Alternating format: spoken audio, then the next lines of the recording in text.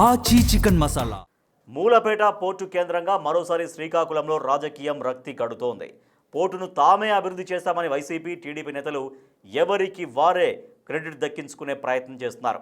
అయితే ఆ రెండు పార్టీల కీలక నేతలు మూలపేట పోర్టు కేంద్రంగా డ్రామాలాడుతున్నారని ఎమ్మెల్సీ దువ్వాడ శ్రీనివాస్ ఆరోపిస్తున్నారు. మూలపేటలో జరుగుతున్న భూదందాను డైవర్ట్ చేయడానికి ధర్మాన ప్రసాద్ అక్కడ మీటింగ్ పెట్టారని దువ్వాడ చేసిన హాట్ కామెంట్స్ జిల్లా పాలిటిక్స్ను మరోసారి కుదిపేస్తున్నాయి.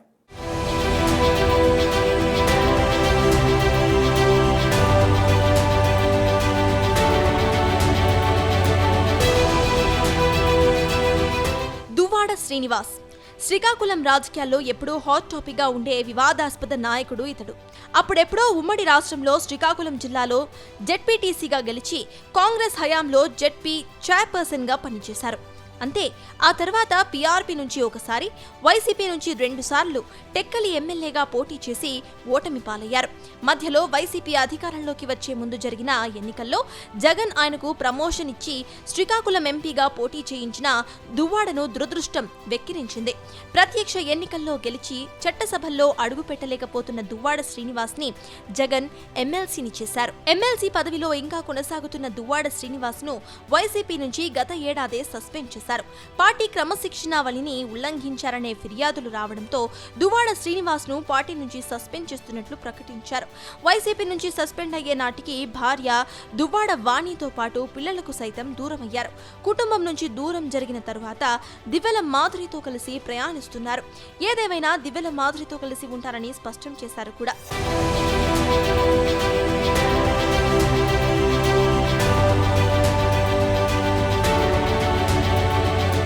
రాజకీయంగా అవకాశం దొరికిన ప్రతిసారి వైసీపీలో ధర్మాన, టీడీపీలో కింజరావు కుటుంబాలపై విమర్శలు చేస్తూ ఉంటారు. ఈ 2 ఫ్యామిలీల వల్లే తన పొలిటికల్ గ్రాఫ్ పడిపోయిందని దువ్వాడ వాదన. అందుకే అచ్చెన్నాయుడు, ధర్మాన ప్రసాద్ ను విమర్శించే ఏ ఒక్క అవకాశాన్ని కూడా ఆయన మిస్ చేసుకోరు. ఇటీవల మనం మూలపేటకు పోదాం పద అంటూ వైసీపీ నిర్వహించిన కార్యక్రమంపై తనదైన శైలిలో రెచ్చిపోయారు ఆయన. అసలు ఆ సభ ప్రజలను మభ్యపెట్టే కార్యక్రమమని విమర్శలు గుప్పించారు. ధర్మాన, కింజరావు కుటుంబాలు ఆడిన గొప్ప నాటకమని అభివర్ణించారు. మూలపేట పోర్టు సందర్శనకు వెళ్తామని చెప్పిన వైసీపీ నేతలు పోర్టుకు 7 కిలోమీటర్ల దూరంలో సభను నిర్వహించి వెన్నుతిరిగిపోయారు. నిజానికి అనుమతి లేకపోయినా పోర్టులోకి వెళ్తారేమో అన్న అనుమానంతో పోలీసులు కూడా పెద్ద ఎత్తున బందోబస్తును ఏర్పాటు చేశారు. వైసీపీ శ్రేణులు కూడా తమ నేతలు పోర్టులోకి వెళ్తారని పెద్ద ఎత్తున తరలివచ్చారు. కానీ పోర్టులోకి వెళ్లడం లేదని, మరోసారి ఆ కార్యక్రమాన్ని పెట్టుకుందామని ధర్మాన ప్రసాద్ తాపీగా సెలవివ్వడంతో కార్యకర్తలతో సహా పోర్టుకు భూములు ఇచ్చిన స్థానికులు సైతం తీవ్ర నిరాశకు గురయ్యారు.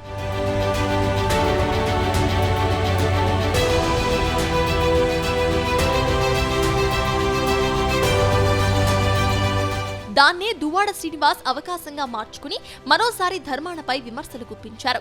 ఇంత పెద్ద ఎత్తున సభ నిర్వహించి మూలపేట పోర్టులోకి వెళ్లకపోవడం ఏంటని ప్రశ్నించారు. పూర్తి స్థాయిలో సందర్శన చేయలేనప్పుడు ఈ సభ ఉద్దేశం ఏంటో చెప్పాలని నిలదీశారు. పోర్ట్ లోపలికి వెళ్లడానికి 40 మందికి పోలీసులు అనుమతి ఉన్నప్పటికీ ధర్మాన ఎందుకు వెళ్లలేదని దువ్వాడ శ్రీనివాస్ నిలదీశారు. పోర్టుకు పోదామని చెప్పి పోర్టుకు పోయినారా? పోలేదే.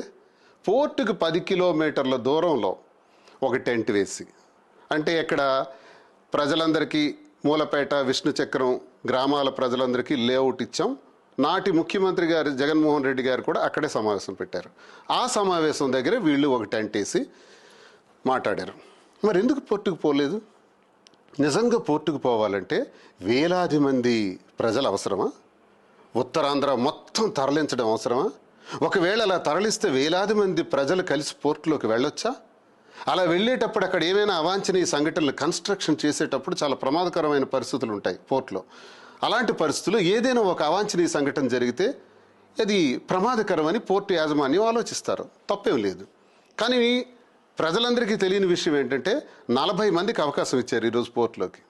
40 మంది అంటే ధర్మాన ప్రసాద్తో కలుపుకొని 40 మంది నాయకులు, ఉత్తరాంధ్ర నుంచి వచ్చినటువంటి అందరూ కూడా హాయిగా వెళ్ళొచ్చు, పోర్టు నిర్మాణం పనులు చూడొచ్చు, బయటకు రావచ్చు, స్టేట్మెంట్, ఇప్పుడు మీటింగ్ పెట్టిన స్థలంలో మీటింగ్ పెట్టుకోవచ్చు, మాట్లాడవచ్చు. ఎవరు కాదన్నారు? ఈ పని చేయలేదే. మరి మీరు ఇది చాలా డ్రామా. ఈ నాటకం ఎలా జరిగిందంటే కింజరాపు అంటే అచ్చెన్నాయుడు, రామ్మోహన్ నాయుడు, ధర్మాన కృష్ణదాస్, ధర్మాన ప్రసాద్, కిలాడీలు, వీళ్ళిద్దరూ నాటకంలో జరిగినటువంటి మీటింగే ఈరోజు. ధర్మాన ప్రసాద్ వివరణ మాత్రం మరోలా ఉంది. సభ పెట్టుకోవడానికి అనుమతిస్తున్నాం కాబట్టి పోర్టులోకి వెళ్లాలనే ఆలోచనను విరమించుకోవాలన్న పోలీసులను గౌరవించి వెనక్కి తగ్గామన్నది ధర్మాన వాదన. అసలు పోర్టులోకి వెళ్లాలని ఆలోచన ధర్మానకు లేదని దువ్వాడ శ్రీనివాస్ విమర్శ. పోర్టు కోసం మరో 25,000 ఎకరాల భూసేకరణ జరుగుతోందని, ఈ కార్యక్రమం వెనుక ధర్మాన, కింజరాపు కుటుంబాలు ఉన్నాయని దువ్వాడ ఆరోపిస్తున్నారు. ఈ భూసేకరణను డైవర్ట్ చేయడం కోసమే మూలపేట పోర్టుకు పోదాం పద అనే కార్యక్రమం నిర్వహించాలని దువ్వాడ మండిపడ్డారు. నిజంగా పోర్టు అభివృద్ధి నిర్వాసితుల బాగోగాలే ధర్మాన లక్ష్యమైతే భూములు ఇచ్చిన వారి గురించి సభలో ప్రస్తావించారా అని ప్రశ్నించారు. ఈ పోర్టు కోసం భూములు ఇచ్చిన విష్ణు చక్రం, మూలపేట గ్రామస్తులు నిరాశ్రయులయ్యారని ఆవేదన వ్యక్తం చేశారు. కానీ ధర్మాన వారి గురించి ఎందుకు ప్రస్తావించలేదో తెలపాలని డిమాండ్ చేశారు. ధర్మాన, కింజరాపు డ్రామాలను జిల్లాల్లో ఇంకా సాగనివ్వనని దువ్వాడ వార్నింగ్ సైతం ఇచ్చారు. గతంలో కాకరాపల్లి పవర్ ప్లాంట్ ను పోరాటం చేసి అడ్డుకున్నట్టే ఇకపై కూడా ఆ 2 కుటుంబాల ఆగడాలను అడ్డుకుంటారని దువ్వాడ హెచ్చరించారు.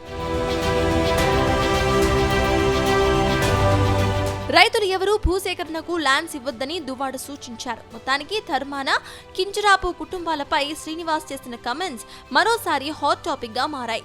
నిజంగానే వైసీపీ నిర్వహించిన సభ వెనుక భూసేకరణ అంశం దాగి ఉందా, లేకపోతే పొలిటికల్ పాపులారిటీ కోసం దువ్వాడ శ్రీనివాస్ ఆధారాలు లేని ఆరోపణలు చేస్తున్నారా అన్నది సందేహాస్పదంగా తయారైంది.